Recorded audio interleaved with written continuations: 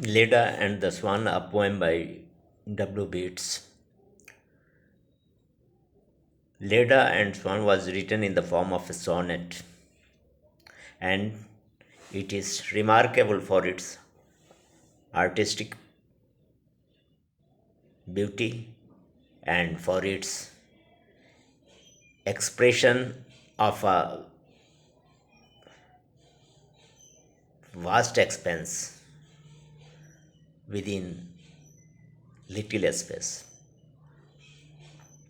Leda was raped by the god Zeus in disguise of a swan. Out of this encounter was born Helen of Troy, and so the whole saga of the Trojan War followed.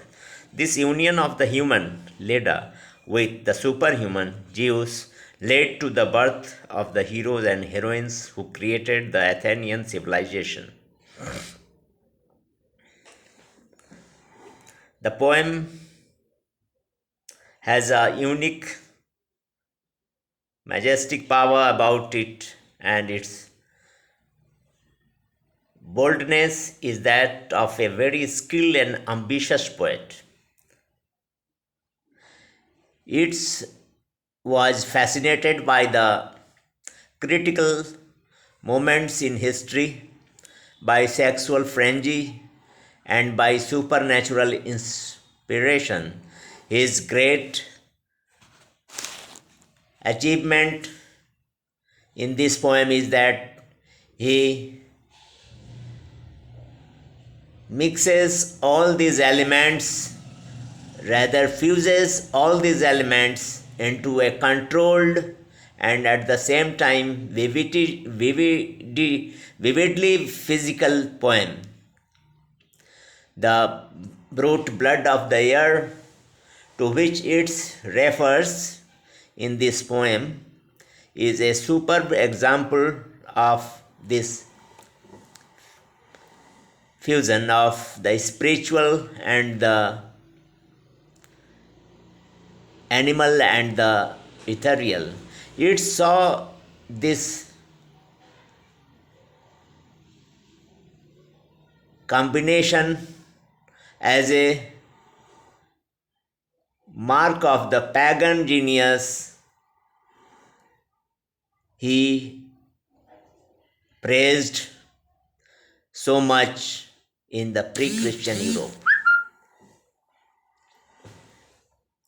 The poem is essentially an assembly of images. The first four lines draw a memorable picture of the whole incident with remarkable economy of phrasing. The phrase, a sudden blow, is suggestive of the arrow of Cupid. Seeing Leda bathing naked in the river, Zeus feels enamored to her and takes the form of a swan to make love to her. The process initiated by the sudden blow is continued with the great wings beating still above the staggering girl. In other words, the assault is so sudden,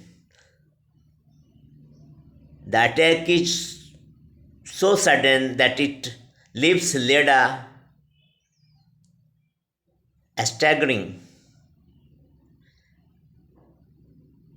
At the same time, the actual process of love making the juice goes on. Leda's thighs are caressed by the dark webs and her nape is caught in Zeus' bill.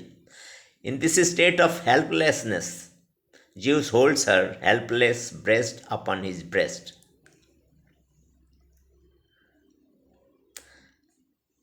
The third and fourth stanzas together form the sestet, which technically is the second part of the poem. The third stanza sums up the historical and mythological implications of this fusion and the reference to the broken wall and the burning of roof and tower, and Agamemnon makes the historical echoes of the war very clear. It implies that the siege of Troy and all the radiant and stormy Hellenic civilization that followed it are in the way of spring of this act. The line "a shudder in the loins engenders" there refers to the Trojan War, which was occasioned by Helen, who was supposedly born out of this union.